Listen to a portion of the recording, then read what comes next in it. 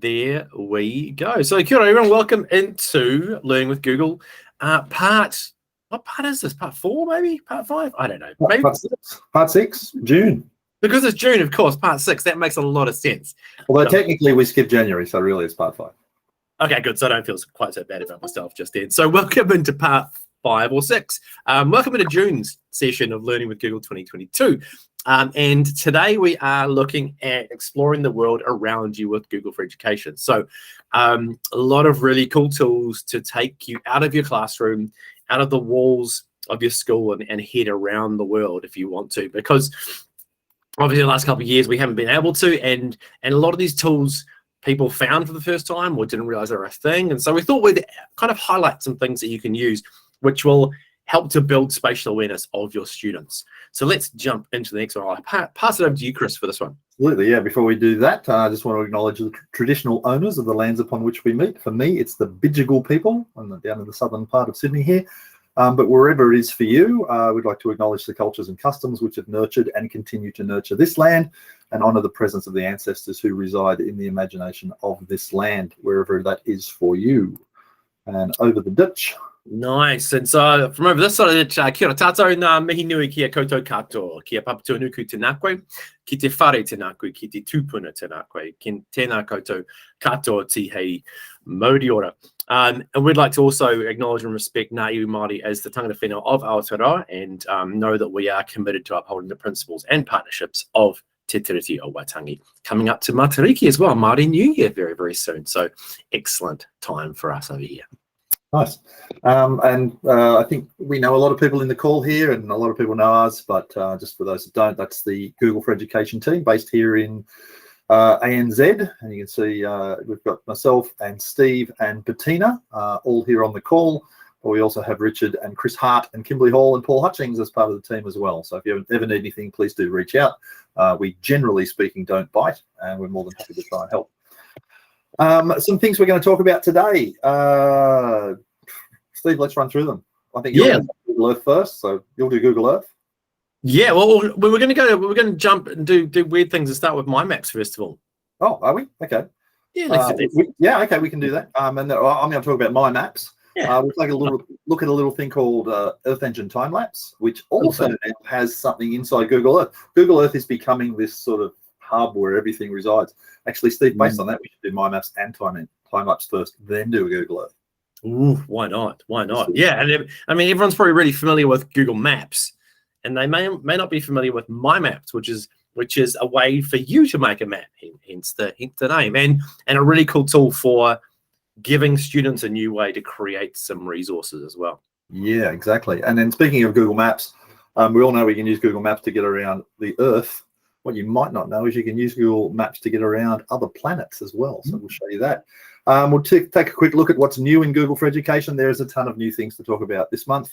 And then just finally, I just want to just close off talking to some of the lucky people on this call who get to come to our Google Energizers. And maybe it's a little carrot to dangle for the rest of you to come to the next one. All right, so kicking off. Steve, you've rearranged the slides already. I love it. I might have done that cheekily in the background, perhaps. Okay, fantastic. So I'm going to talk to you about a thing called Google My Maps, and it's a service that operates. It's part of Workspace, sort of. Technically, is it part of Workspace? And it's in there somewhere. But what it lets you do is, like Steve said, you can create your own custom maps. So I'm just going to close out of here for a second and show you how to get there. The easiest way, I think, to search for anything in Google is to simply search for it. So I'm going to type in Google My Maps. I know we can tell you a whole bunch of URLs and you'll forget them all, but if we tell you just search for it, you'll be able to remember that, right? So I'm going here to Google My Maps. I click on that and it opens up this thing that looks very much like a regular old set of maps. But when I say create a new map up here in the top corner, it will open up a brand new map with this little panel up in the top corner here. Now, the way this works, I can drop pins on this map. So let's just say I want to search for something here. So I am currently in a suburb in Sydney called Revesby.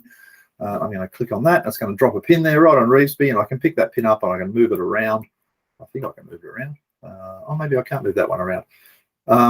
Add But it to the map first, you and then got see. that data first, yeah. So you can drop that pin on a map, right? And it drops a little marker there. And when I say add to map, that little link there, what it does is it adds it to the map. And then I can drag it around and put it specifically where I want. So maybe I'm standing in the middle of this park here. I'm not, but just imagine I am. So I can drop that pin there, and you'll notice it's also added this place marker over here. Now, you can add place markers to other things as well by clicking on this little marker button up the top here. So add marker, I can click on that, and I can now go and drop a marker anywhere I like. So maybe I like this park as well. So now I've dropped a marker there, and I'll call that, I don't know, Park 2, right? I can drop that. And you notice that every time I add a marker in, it's actually adding it to the list here on the side. Now, how can you use this in a classroom? Well, you imagine you're getting kids to learn about, well, let's just say we're doing a unit on water. So we go down the river, and I get the kids to go along the banks of the river here, and that's pretty dangerous. Maybe I wouldn't do that. Too many forms for that. But let's say you did. You could come down here, you could drop markers in, and you can come in here and drop a marker there and call that, 0.3, that'll do. And then you can add some information in here. Collected water sample, right? So you can add information to the map. And you can do any map at any scale. I'm just doing a suburb. You could do the country. You could do the whole world, right? Doesn't really matter.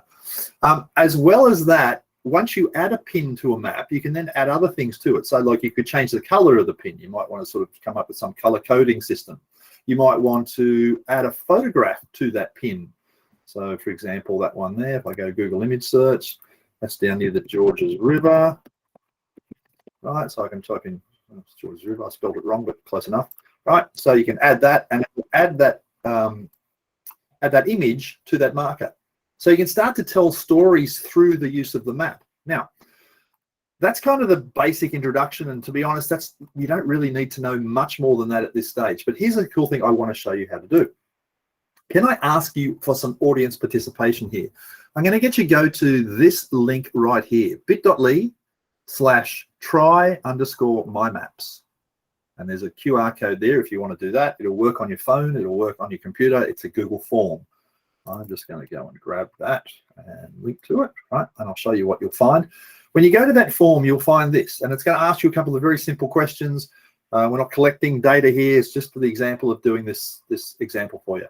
So put in your first name, choose which country you're from, choose which state or region you're from. So for Australia, it's a state name. If you're in New Zealand, I think you guys, do you call them states there, Steve? Or are they regions? What's technically? No, yeah, we'll try cities. Closest city will probably work. Yeah, well, if you put your region and then your city. So what I'm trying to do is collect a little bit of information that will give me specifically where you are. So, if you just said the city was, I don't know, Springfield, that's the most common name in America apparently for a city, which is why the Simpsons were named after, had lived in Springfield. I didn't know that till recently. And then just for fun, just fill in the last bit there where it says I mainly teach. And so just fill that in. Now, the reason I'm doing this, let me go into the editable version of this form. And let's see, has anyone filled this in yet? Yes, 5 people have filled that in. That's fantastic. And I can come in there and I can see, here's the results that you guys have filled in here. So that's all good. I just 6 people. Okay, so I'll just let people add that information in. Now, when that information comes into a form, as we know, you can click on this little button up here, the green button, and it will create a spreadsheet that's linked to the form. So let's open that, and I'll just show you what I've collected here. So here is the spreadsheet, and you can see there is a little bit of information that we've got there, right? And it's still collecting. That's fantastic. Now, here's the thing. If I go back to my map, I'm just going to get rid of that layer there. Can I delete that? Yeah, I can. Let's get rid of that stuff I was playing with first. And I'm going to add another layer. You notice when I add a layer, I get an import button. You can import a spreadsheet, and so long as that spreadsheet has some information that we can reasonably figure out a place from, it will drop a pin on the map. So now when I go, let's go to my Google Drive and to my recent files, and hopefully that spreadsheet, there it is right there, okay? So I'll click on that spreadsheet and say select. It's now grabbing that data that you just put in the form into the spreadsheet, and I can say, okay, first question, choose the columns to position your place marks. Select the columns from, tell us where to put place marks. Now there's a couple of things in here that tell us where the place was country, state, and city. Those 3 things help us be fairly specific about how to locate that point, right? And then the second question says, once we drop a point, what do you want to label it as? Well, I'm just going to put your name there, right? So you'll get a point with your name on it. So we say finish. Watch what happens. It has a little thing. You can see a little spinny wheel going around there. And then it takes you and drops those markers onto the map based on the form that you just filled out. So that's, I think, a really neat way of collecting like geo information and visualizing it really quickly. And before I hand over to Steve for the next bit, like I just want to show you all of those pins are blue at the moment. But remember that question I asked, where do you teach, like primary school, high school, whatever? If I come in here and say, instead of those pins being a uniform style, in other words, they're all blue, right? I can click on that and say, instead of a uniform style, let's style it by the data. So if I style it by this column called I mainly teach, what I can do there is color code it now. So if I just get rid of that little thing, I can see, why are they different? Oh, they're just very similar colors. I'll make that one a more obvious different color. Let's do green. Okay, so now you can see that what we've got there is primary schools are yellow, high schools are green, and the red ones are I don't teach. And you can do some pretty cool stuff with that. And I think Steve's going to give us an example of that in just a sec. Yeah. Yeah, for sure. And so, Chris, if you just go up to the little share button up there. Oh yeah. There. So you can share those as well with people, so you can give it a name. Untitled map always usually works quite well. Yeah, got a lot of those. Yeah, map 1. And again, you can see this is just another drive file, so you can share it as a drive file as well, and you can do a whole lot of other things with it as well. But that's kind of the first sharing. If we just close that, Chris, and then you go to the 3 dots up the top beside our map, you can click on that. Yep. And you can see there it says export to KML or KMZ. So you can actually export this to a file type. And way back in the early days of this, it was owned by a company called Keyhole, and Keyhole developed a whole lot of the mapping tools, which Google then bought. And so the KML is the language is all written in. So there goes a bit of a fun fact. I love when people say fun facts and everyone goes, it's not that fun, but it's a fact. It's a fact. So what do you want me to export the entire map? What's that, Chris? You want me to export the entire map? No, that's all good. I'll show you how to we'll have to do weird sheary things. And Donald's putting a couple of just before I hand over to you, there's one last thing I just wanted to show people here, and I think this is pretty interesting. There's 2 things in here in My Maps that are really nice. One is this ruler tool, and you can measure the distances between things. So like, how far is it from, I don't know, Tasmania to India, right? Well, there you go. It's about 9,805 kilometers, right? So you can measure a distance really easily. So there's that.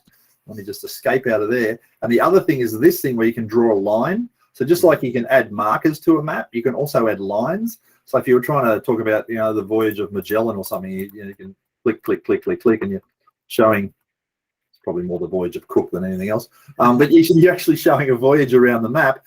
So you can do that. But the other thing is if you do that line thing and you sort of trace around a shape, and I'm just going clickety-click, right? And I'll do it pretty rough. Yeah, we'll include Tasmania this time. We won't be exclusionary. We'll do that, and we'll go like, when you finish it off and close it off, it actually turns it into a solid shape, and I'll call it Oz, right? And save that.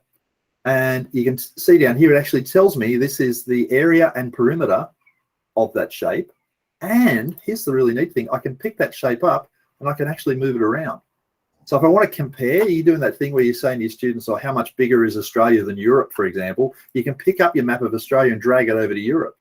But it's getting ridiculous. What's going on? It's changing in shape, isn't it? Well, you know how the Earth is round, I believe. I'm told it's round. This is compensating for the shape of the Earth. So the closer you get to the poles up here, the more distorted that shape's going to get. So it's a really neat way of comparing actual areas of things on a map. All right, Steve, over to you. You're going to show us Google Earth. Yeah, go on. And the really cool thing about all those pins is you can give one of your students a pin and they can put a whole lot of information on it as well. Do you want me to stop sharing so you can share? Yeah, go on. That'd be great. Yeah, cool. So I will have a quick look at, I'm going to do this first of all. I'm going to jump into Earth Engine first, Chris. Good idea. So what you should be able to see is Earth Engine here. And Earth Engine is a really cool tool that has a whole lot of data in behind it. So basically 37 years, as it says there, of satellite imagery in time lapse. So you can click on this, you can click to explore. It's going to open up, and hopefully it's going to do this one. Oh, no, I've clicked the wrong one. Let's go back. Let's go back one. So you can explore time lapse. You can go look at the data sets. If we go back up the top here, it's going to give you a whole lot of information about Earth Engine. Tells you about it, tells you about the Earth changing. If we jump down, a whole lot of different tools we can see. If I go up to time lapse up here, it will open up this time lapse here. And what it does is it basically gives you every year Google Earth updates, or actually all the mapping platforms update their photos. And so if I decide, and what we've done here is allowed this to be viewable as a time lapse. So if we scroll out a little bit, this is showing the decline of a glacier as years go on. There is a really cool one. There's a whole lot of great ones on urban growth, but there's a fantastic one that I found before when I was having a little play, and I'm not going to use it. I am. So this is looking at irrigation in Saudi Arabia. If you look at the top right, you can actually see in the world where you're going, so people understand spatially where things are. We're going to zoom in here, and what we're looking at here is irrigation in Saudi Arabia over the year as there are more and more irrigated plots. So it gives us some really cool ideas about what's going on with the world, about irrigation, about farming. You can bring some maths into it as well, because they're all circles, how big are they, all that sort of stuff. So time-lapse is a really great site full of heaps and heaps of data. And I don't know why it took me a while to figure this out, Steve, but I just looked at the examples I've got on the left-hand side there, but I didn't realize you can use the search button up there to search for anywhere. You can go anywhere in the world, yeah. Yeah. So if I did this, if I did a little search, let's do this. Try this. Can you go to a place called Muswellbrook, M-U-S-W-E-L-L Brook? I think my search is going to open in a different. No, I probably can't, Chris, because okay. All right. No worries. All good. Hotel Wi-Fi is not playing games very nicely with me today. So let me just zoom in. So you can basically go into a place, zoom in a little bit more, do a bit of this sort of thing. I'm going to use my touch screen perfectly. There we go. And we can look at places, and you can have a look at. So here's a little Actually, bit. If you go north a little bit from there, you'll see the development of the second runway on Sydney Airport. Yeah. So what you can do is you can jump into any place you want, really, and have a look at the time lapse over the last 30 odd years, depending on the place.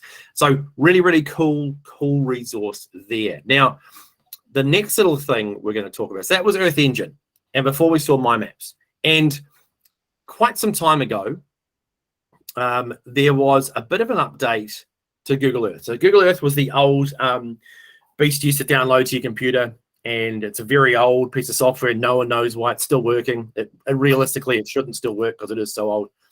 But what happened with the team is that they updated it to work on the web. And so I'm going to grab a completely new window here. Let's jump out to this one. And so Earth has been updated to the web. So what you're looking at now is Earth for web, basically.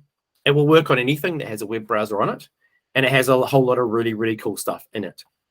Now, when we're looking at our home screen down the bottom right-hand corner, you can see where in the world you are. There's Peg Person there. There's this spot, which is where everyone goes when they use Google Earth, because that just takes you to your house. This is having a look at the different images. We can go up and down, north and south, down the bottom right. Over on the left-hand side is where all the cool stuff is. And you'll notice there is a ruler, so we can measure a distance here as well. Let's start there from roughly Warsaw to Bulgaria. There we go. So we can look at that. We go that it's 1,932 kilometers, or again, we can do some areas as well. So if I do start a new one, if I go from the Netherlands to Poland to Croatia, I don't know why you'd measure this, but you can. I can do that, and I can have a look at areas and perimeters. So that brings a whole lot of really cool math stuff in there as well. You can change this to lots of different measurements as well. So some really cool tools for measuring. Now, We had a look before at some stuff you can do on maps, and you can sort of see where all these different things are coming from. But a really couple of cool things I want to point out on the left-hand side. So at the top, we have our search. Above that, we have our menu, which has got a whole lot of things. You can style your map. You can turn photos on and off. So you can actually have all the photos that people have uploaded to maps on here as well. Does get a little bit crazy when you go to certain places. So if you want to really bring the noise, then feel free to turn on the photos. I like to keep it fairly clean. This dice here is called I'm Feeling Lucky. You click it and it flies you somewhere in the world. Now, I've been told there's roughly 18,000 odd places in here. I've never been to the same place twice. And so we've just gone into Ofanto, which is in Italy. So you can jump into there. Now, one of our good friends, Stuart Kelly, does something called the Earth Race, where he gets his students to click it 4 times and then figure out how they're going to get from place to place. So a really cool thing to do with I'm Feeling Lucky. I know a kindergarten teacher who starts every lesson in the morning, which gets all the kids sitting in front of the front of the room there. Yeah. And she brings up Google Earth and hits the I'm Feeling Lucky button, and it lands somewhere in the world. They take a look at it, they poke around, they spend 2 minutes just having a talk about it, and then they go on with their day. And by the end of the school year, those kids have been exposed to 200 different places in the world. Wow, that's pretty cool. So if we have a look where we've flown into, you see up in the top right-hand corner, there's what's called a knowledge card. It has a whole lot of information on it. It's taken from Wikipedia. We can jump into here and go more info. We can jump out here and fly to the place in a bit more detail. Or down the bottom, we can add in a project. I'll come back to that point in a minute. So this is kind of the new look of what we're looking at down here. Bottom left-hand corner, we can drop a pin on a place. We can draw some lines. So we're seeing quite a few things coming in from maps as well. Now, whenever I talk to people about this next little bit, the ship's wheel, I say, if you haven't seen this, it's kind of like arts and culture. If you haven't seen it, clear your schedule for a couple of hours, get a coffee, get yourself in a nice, comfortable position, and dive in and have a look. Now, if we click on this ship's wheel here, we're going to open something called Voyager. Now, Voyager is a whole lot of amazing content that has been created and lives on Earth. What that means is there are stories, there are resources, there are things that have been built, but it's all pinned to different places on Earth. Now, you see it's scrolling across the top. This changes all the time. So sometimes you get to something, you go, oh, I haven't seen that before. You can click through it, you can click the pause, and you can dive in and have a look. Now, across here are our themes. So there is nature, there is games. If anybody remembers Where in the World is Carmen Sandiego, you can play Where in the World is Carmen Sandiego on Earth.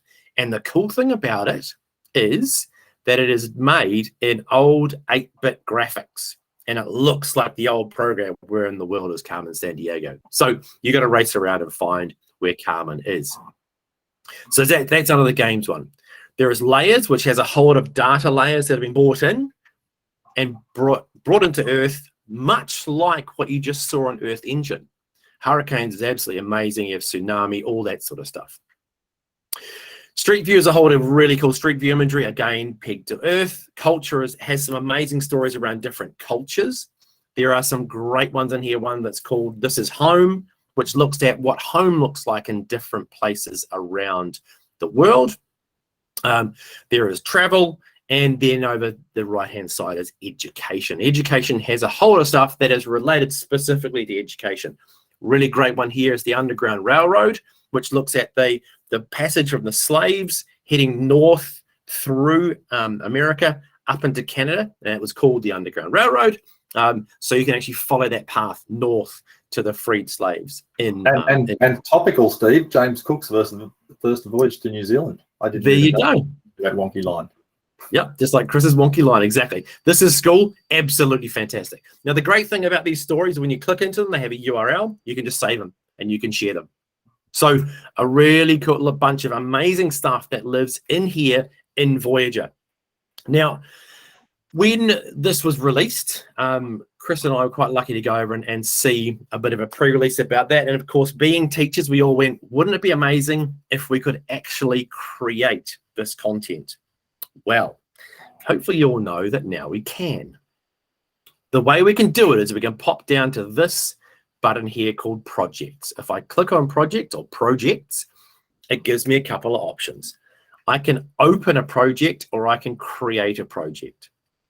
Now, remember when Chris was just showing us my maps, I showed you that little thing about saving as a KML.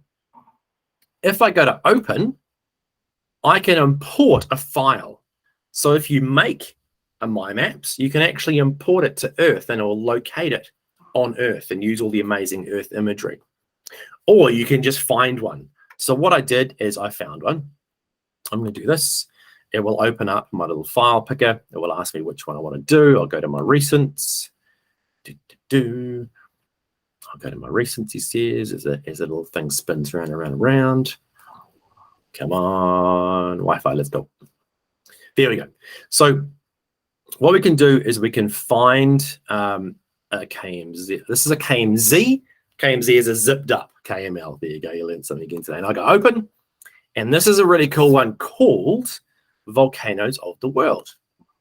So what you now see is it has a whole pile of files of volcanoes. So if I want to go New Zealand to Fiji, I can click on that. It's going to take me, if I open that up, what it's going to do is go New Zealand. I can then open that up again. So basically, this is a file that someone has spent many, many hours looking at, and I can use it to get some information. I can go over to those places as well. So I can import a KML or a KMZ. All right, so that's how we can see these things.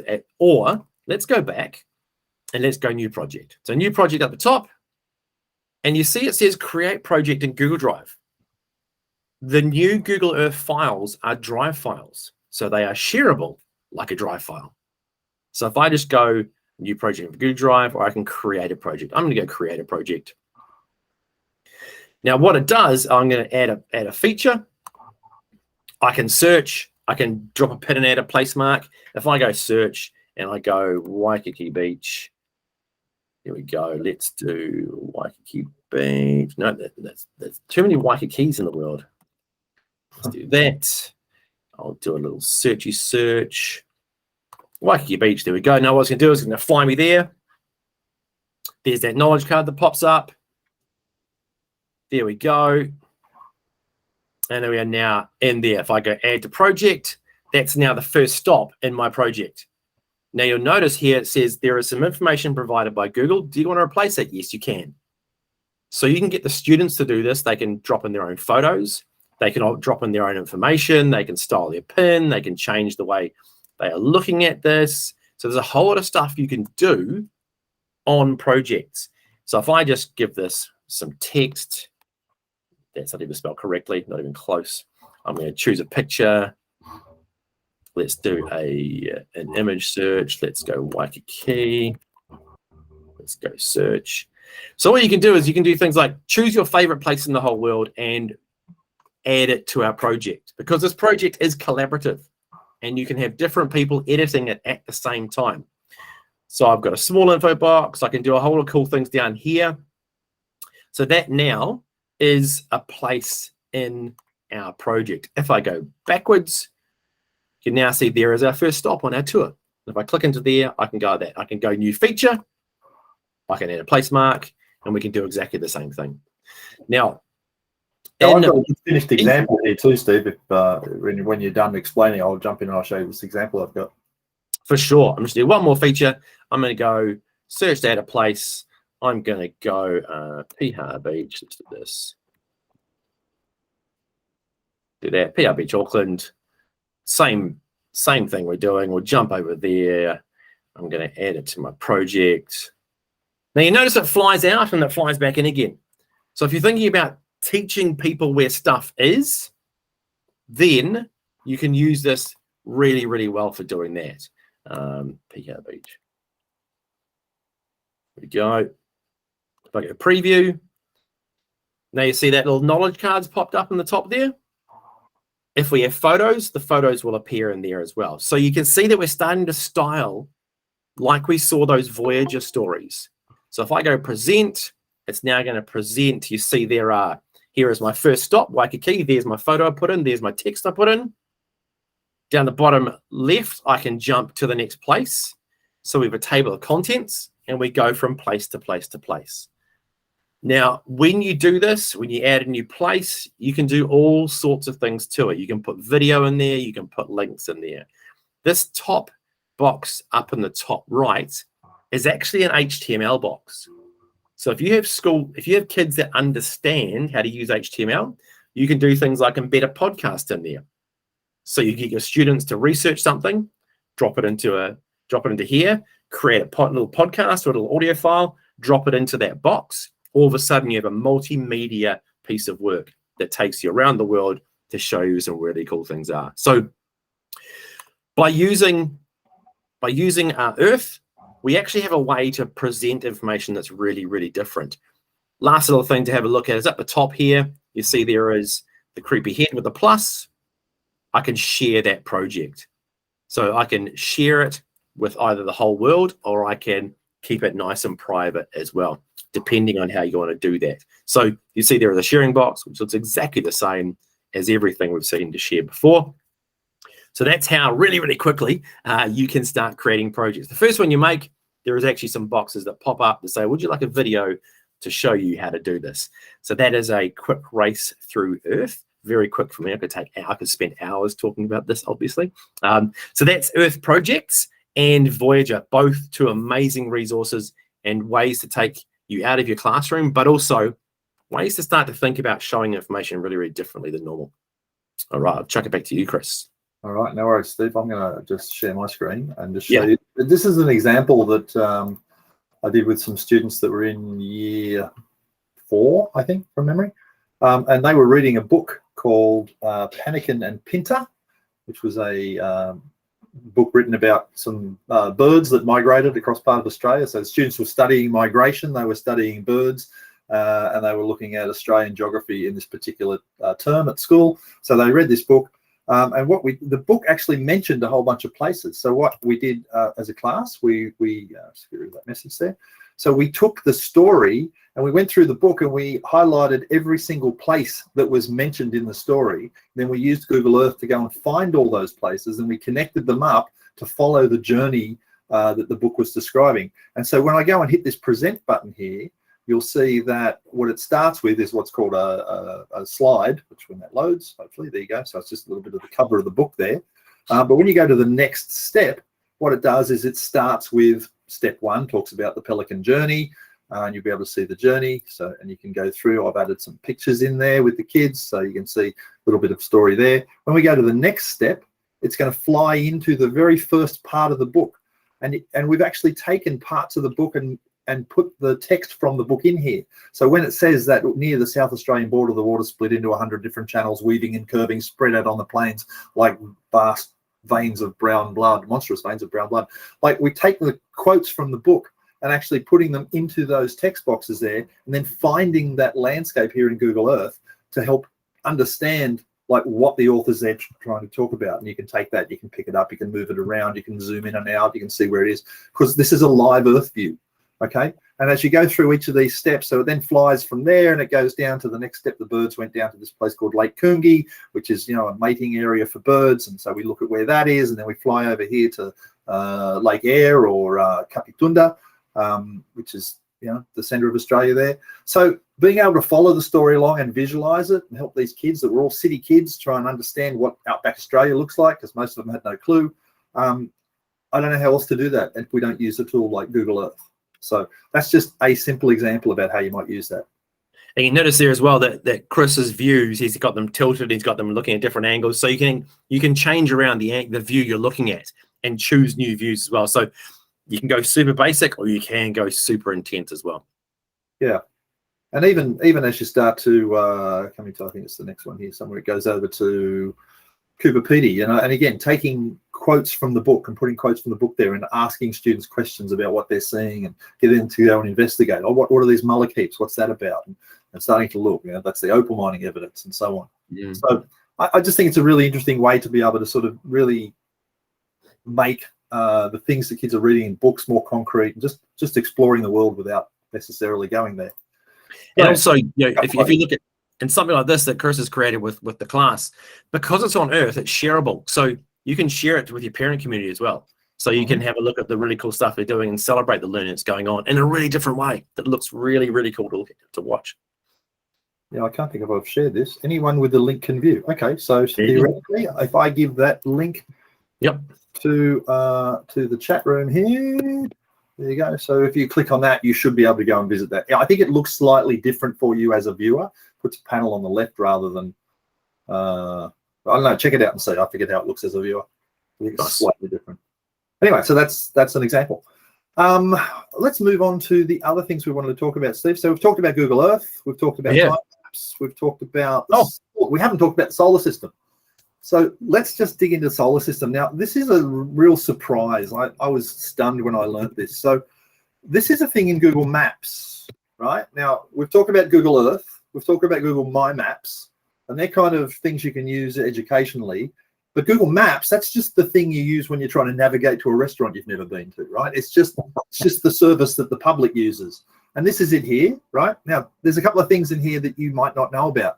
But what I want to show you is down in the bottom corner here, there's this little box that is like the satellite view. And you can see if I hover over it, it pops out some different ways. And I can turn on extra layers. Like if I turn on that one, it's going to show me those green and red lines. That's where the traffic's flowing right now. If I turn on that one, it will show me those black lines, which are the cycling paths, and so on. And there's some public transport layer. Like there's a whole bunch of neat things here. But if you go to more, right, you have an option here that says globe view and satellite view.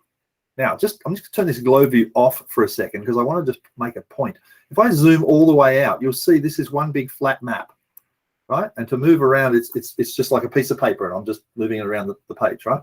If I turn on this globe view, it wraps it around a globe for me, and now I'm seeing what's a more accurate representation of the Earth, right? Because the Earth is a globe. And if I'm just going to turn this thing off. I don't need that. Public transport. How do I turn that off? There, turn that off. So you can turn globe view on or off. So if you want to see the flat map, that's fine. If you want to wrap it around, that's fine too. You can do either. If I turn on this button here that says satellite, what I do is I overlay satellite imagery on top of that globe. Now, this is really tempting at this point to think you're in Google Earth. You're not. You're still in Maps, but it's obviously using the same data that we use to build Earth, right? And it behaves very much like Google Earth. Now, here is the interesting thing.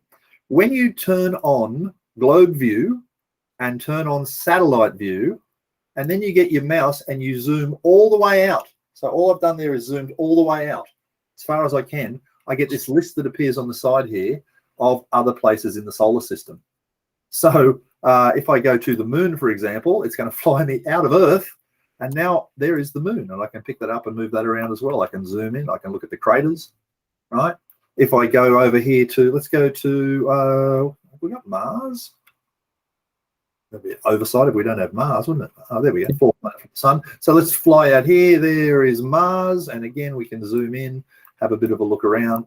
And you can see we've got a little bit of coloration effect going on there where we probably need to match that color better. But hey, it's not bad. So if you want to explore, and I know most school systems at some point look at the solar system, they look at planets and they understand the way the solar system works. So this is a great resource for teachers. To get back, you've got to go back to Earth. But just while I'm here, I'll just point out International Space Station. If you go there, you actually end up in a page which has a whole bunch of three-dimensional imagery. Sorry, not three-dimensional, like 360-degree photography imagery of inside the International Space Station. And in fact, if you click on buttons in here, if I click on that button and say, let's enter that node, click to enter node 3, we actually go into a different part of the space station. So there's tons of stuff to explore here. How do I get out of here? I'm stuck in the space station. I don't know how to get out of it. I'm just going to close the tab because that's what you do when you get stuck, right? But anyway, that's solar system. So remember, hey, Chris, go to satellite, zoom all the way out. Chris, I might just quickly jump back in again because I completely forgot. I got so excited about projects, I completely forgot to show time lapse. So I'm just going to quickly jump in here again. I'll stop. So we were talking about. There we go, back into Earth. So Earth Engine is its own thing, has all its own time lapses. But if you go into Voyager, which I forgot to say, it's in here as well. So we're starting to look at all these ideas of things that are in other things. So time lapse now lives in Earth as well. was what I was supposed to tell you earlier. And there are a couple of really cool things on the right-hand side, looking at some different themes. Now, again, we can zoom in and out on different places and go to buy your house and see what's happened over time. Or we can jump into one of the themes on the right here. Now, you'll see we're in by Fort McKay here, or Fort Mackay, and you can see over time that the imagery is scrolling through. If we go to urban expansion, it will pick a whole lot of places. Now, you'll notice it looks exactly the same as a Voyager story. We have the knowledge card down the side. Now, this is looking at Las Vegas and the growth of Vegas over time. I'm just going to slow that down a little because it's not loading very nicely. Yeah, exactly. So I'm going to go back a little bit. So now you can actually drag it backwards and forwards. So if I go to 89, I'll click play again. You can watch the growth of Las Vegas. So this is bringing Earth Engine time-lapse into Google Earth. And so you find that under the Voyager, the ship's wheel, and then you'll notice when it pops up, it says time-lapse. So you can click through this and go to a whole lot of cool things. And the one I will jump into to finish off with, so we can look in Texas. Again, we're jumping across the world, so we're getting that idea of spatial awareness of where we are. Now, this one of Shanghai is absolutely fantastic. So if we go right back to the beginning, let's do a little pause, let that load. Jump there. So 85. Let's go. So here we go, watching Shanghai grow from 85 all the way up to 2020. And of course, there is an even better one, which is Dubai, but I'll leave that for another day because, as I said, I would talk for days about this. So if we go into Voyager, you can find time-lapse inside there, and you can drag it around and go wherever you want and have a look at time-lapse. Have a look at rivers, have a look at mountains, have a look at glaciers, have a look at cities. Lagos is amazing. Stop talking, Steve. Mindful of time, if you got the slides there, Steve? Yep. Can you just bring the slides up because I need to switch machines and let's save doing it twice. Certainly. Let me jump that. Tab. That one. Share. Leslie Google what a smoot is. I know. She beat me to it. It's such a great story. So let's just talk about what's new. There's a whole bunch of new stuff that's just been released. There's the screencast tool for Chrome OS. I'm going to give you a quick demonstration of that. The other stuff we may or may demonstrate depending on time. You can now embed content in Google Sites as a full page content. So you've always been able to embed in Google Sites. You can take something like an embed code from somewhere and make it appear in a frame inside a Google Sites page. You can now embed content as a full page in Google Sites. And this totally changes the way things look in a Google site. See if we get some time to show you that. Multiple text selection in Google Docs. Now, if you want to select multiple pieces of text, say you want to make a whole bunch of headings bold, for example, you can select the first one, hold down the control key, select the second one, hold down the control key, select the third one, and then when you press the bold button, they'll all go bold. You don't have to do them one at a time. So that's a nice little update. Something you probably won't notice until you notice it when it's not there, is de-reverberation for Google Meet. If you've ever been on a Meet call and someone is in a place that's very echoey, like, I don't know, they're talking to you from sitting on the bathroom or something, I don't know, but they're in a very echoey place. Don't do that, just quietly, don't do it. Don't do that, yeah, don't go there. We've had noise cancellation in Google Meet for quite a while, and I think we've demoed that with the ukulele a couple of times. But we've now got de-reverb. So if you are in an echoey place, it will do its best to actually remove the echo as well. So that's pretty cool. And cut, copy, and paste files in Drive on the web. This seems like a really obvious one, but if you go to Google Drive inside your web browser, you can obviously copy and cut, paste files, but you've always had to right-click on them to get to the cut, copy, or paste. Now you can use keyboard shortcuts to do that. So that's, I didn't mention keyboard shortcuts, but that's the big deal here. It's keyboard shortcuts now work inside the Drive app on the web.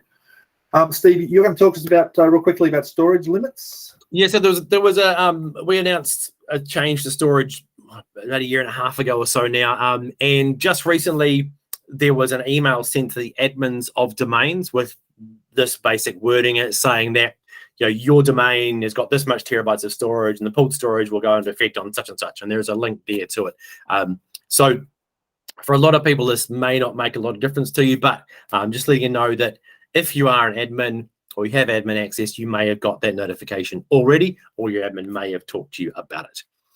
Yeah, and it's worth mentioning too that those storage limits that are coming in. Well, we've always had unlimited storage in Workspace, and we did have to introduce some storage limits to just manage a few things. It should affect very few people. The prediction is less than 1% of people will actually be affected by the storage limits change. So it probably won't affect you at all, but just what's there. And the big reason there was that we do give away education fundamentals for absolute free for everybody who wants it. To enable us to keep doing that, obviously we can't give everyone 100 petabytes of information because information is expensive to store somewhere. And the last thing in there too is if you happen to be an administrator in your school domain, you can request a thing called a transformation report, an education transformation report. What it does, you can pick a 12-week window and a previous 12-week window of time, and you can compare your usage in your domain across those two periods. So you might want to say, like, how's my Workspace usage tracking now compared to, say, this time last year? And you can get to see, are we growing? Are we shrinking? Are we using things more? Are there tools we're not using at all? Where do I direct my time for professional learning? So it's a useful piece of information to have. It's free for any school domain that wants to request it. And there is a link there. I did put the link to the slides in the chat too, by the way. So if anyone wants any of these links, it's right in the slide deck. All right, Sid, I'm going to get you to stop sharing because I want to try and do a quick demo of this new screencast tool. Sure thing. And let me see if I can do this. If I share. But remember that. So you've been able to do a screen record on Chromebooks, but this is a completely different app, isn't it, Chris? It's actually a standalone app. It is. So you're looking at my screen there on this second Chromebook that I've got here. So you've always been able to do a screen grab or a screen recording on a Chromebook. I like the keyboard shortcut for it, but there is actually a button right there. It says screen capture. When you click on the screen capture button, it brings up this overlay area, and you can either click the full screen, you can select a part of the screen, you can do a specific window, you can do a photo, you can do a video, and so on. That's always been there. Well, not always, but it's been there for a long time on a Chromebook. And that hasn't changed. So you can still just do a quick grab, easy. But what we're talking about here is a slightly different thing, an improvement. Oh, Chris, sorry, I'm going to button again so this is Chromebook only, right? If you use something else, you're not going to be able to play with this. Correct. This is Chromebook only. So, but I know a lot of you have kids that are using Chromebooks, and this is a fab tool for them. So if I click on, you can see I've got it down the bottom here. You will find it in the main menu here. It's called Screencast. Right, and I've actually just pinned it to my shelf down the bottom here. So when I open up this screencast tool, it looks like this. Now, when you use it for the first time, you will probably have this getting started. You'll have those buttons across the top there, which just sort of will step you through and explain to you how this works. But I'm just going to try and do that now for you. So essentially, it will capture anything that happens on your screen, but it does something magical. Let me show you. I'm just going to create a new screencast. When I click the new screencast button, it takes me into that kind of screencast mode that I had before. You can see I have my little picture down the bottom there, right? Because it's clicking my webcam as well. If I didn't want my webcam, I could go into the gear wheel and actually turn off the camera. You could turn off the microphone if you wanted, but I'm not quite sure what the point of that is. So there's the camera, there's the microphone, and when I click the screen, it's going to start recording.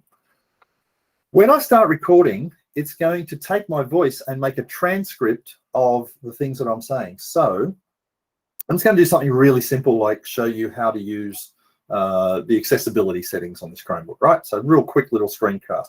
Now, when I do this, I know this is going to be in the way, so I'm just going to pick that up and move it out of the way. I'm just going to move myself up into the other corner there. I can also click this button and make myself bigger or smaller. So if you want to be little, you can do that, or you can be big. I'll be big. And when I click just anywhere on the screen, it's going to give me a 3, 2, 1 and start recording. So here we go. 3, 2, 1. Hello, I'm recording a screencast today to explain the accessibility settings on a Chromebook. First, click down in the tray near the clock. Then go to the accessibility options and look through the list. Scrolling through the list will show you all the different options that are available. To turn one of the options on, simply select it And if you want to turn it off, select it again and it turns off.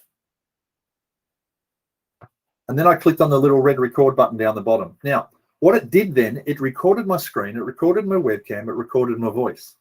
You can see down here, it is currently uploading that to Drive. So you can see there, it's uploaded. Once it's uploaded to Drive, that's going to switch and it's going to say processing. And it does take a moment to process, so we're just going to tap dance here for a minute while it does its thing. And so when it processes, hopefully I'll be able to show you exactly what happens. Now, it's taking my voice recording and it's doing a transcript of my voice into text, right? And the neat thing about it is, there you go, so it's done. So let's open that up. So I will just double click that and open it up. You can see the transcript over there on the right-hand side when it loads. It's taken my voice and it's put it in there. So as I play this through, watch what happens. And you're probably not hearing this. Well. Yeah, I'll turn the volume off because I'm getting echo because I'm on two machines. But it is actually playing my voice there, right? And you can see that as it's doing that, it's also highlighting the section of the text that I'm speaking.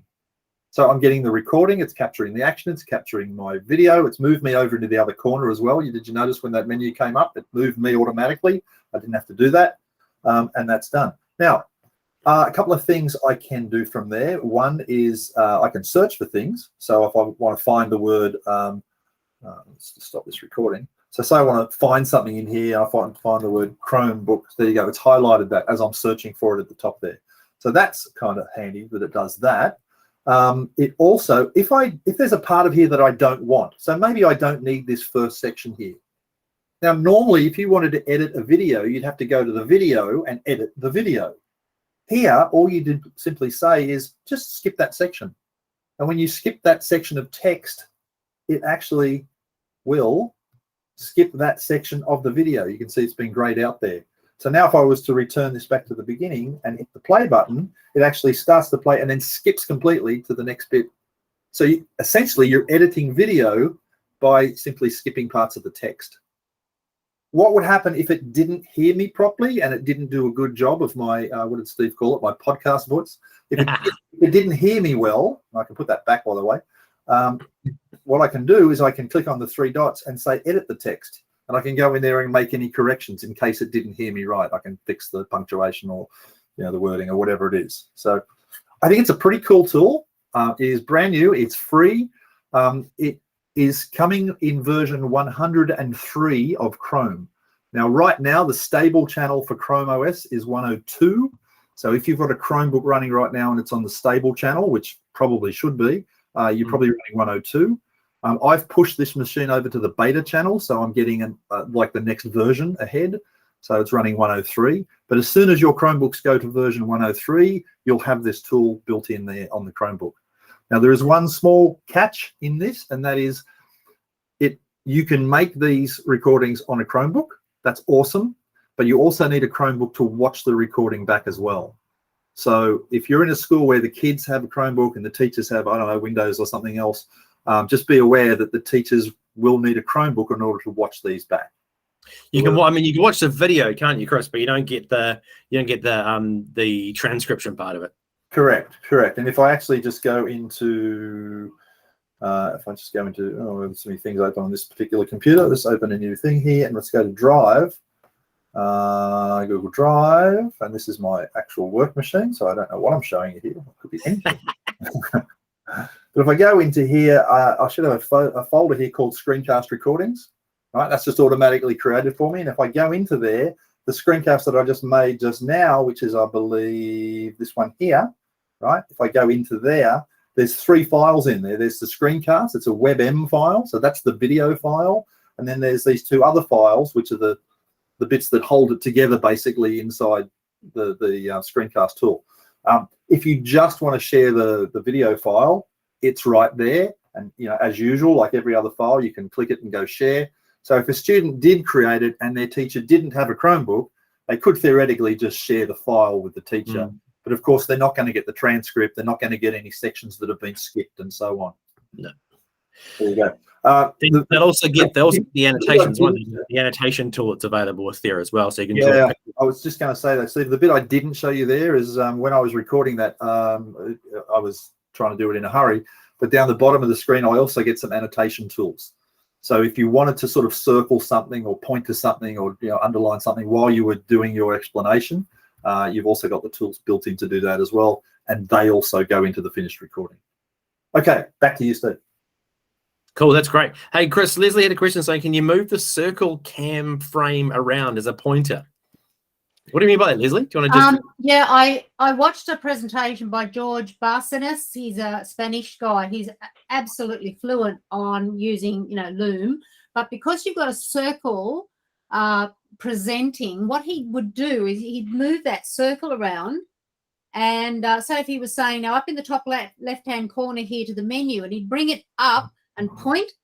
Yeah, I got you right. Keep talking, and then he'd say, and then go down to the bottom right, and he'd move the camera down. I got you.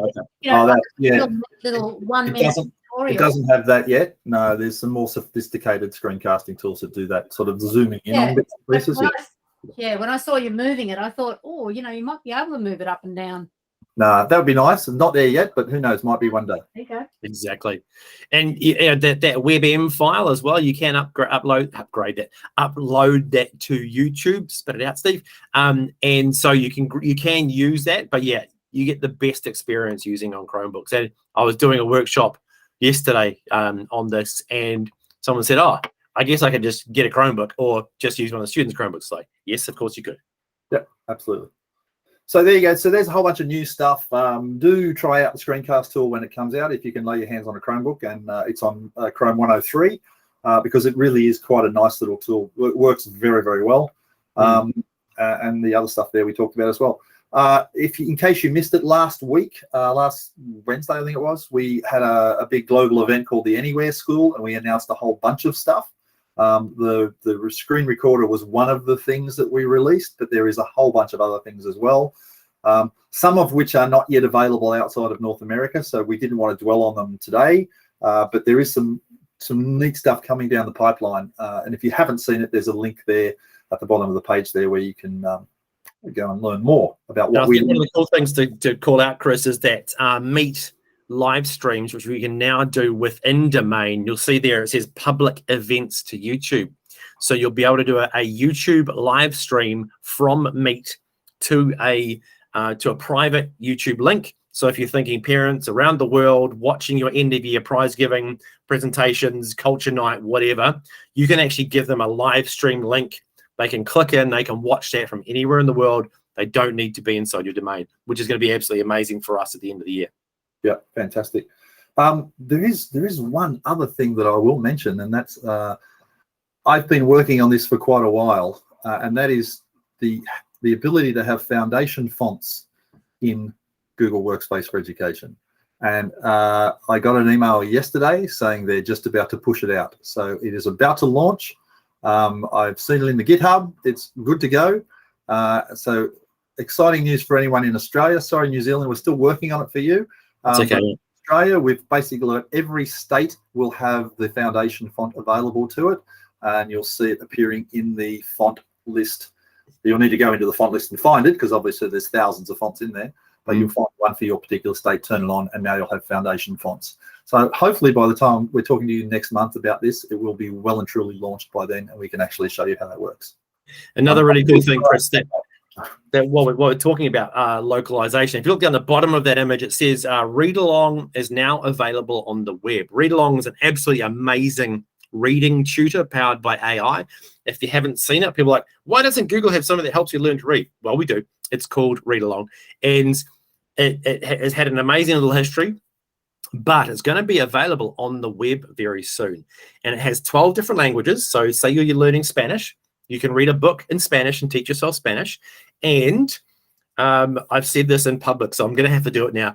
Chris and I both said we're going to work with the Read Along team to get some local stories in there as well. So some local books, some New Zealand, Australian books into Read Along, so our kids can read our books, basically. So I've said it in public enough times, it's going to have to happen now. All right, we are getting to the end. I didn't mean to click on that. I meant to click on this. Oh, I clicked the wrong one. There are some people in the room here. I know we're right at time, so we'll be really quick. There are some people in the room here, and you know who you are. We're holding an Energizer event. We have an amazing community of educators here that are part of our Certified Innovator, Certified Trainer, Certified Coach Google educator groups, Google educator leaders, I should say, and reference schools. If you happen to be belonging to any of those communities, we're holding events for you in Melbourne, July 7 and 8, Sydney, July 14, 15, and Auckland, July 21, 22, where you'll get to come to the Google office, spend a couple of days with us. We'll do some fun stuff. We'll eat lots of food and tell tall stories.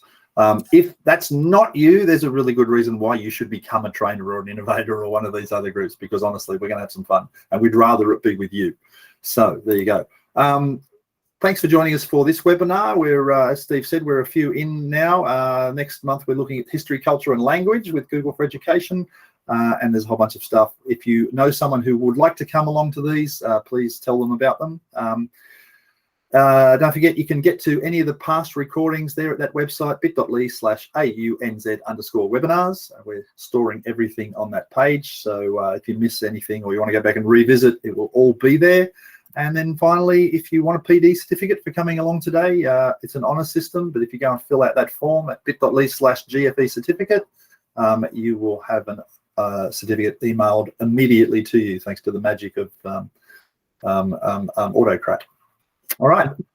And I put in time for questions, but we're kind of out of time, but I will stop the recording. If anyone wants to hang around for a couple of minutes, I'm sure we'll be happy to stick around and answer questions. Otherwise, have a lovely time. We'll see you guys next month. Amazing. Recording. Let me do that.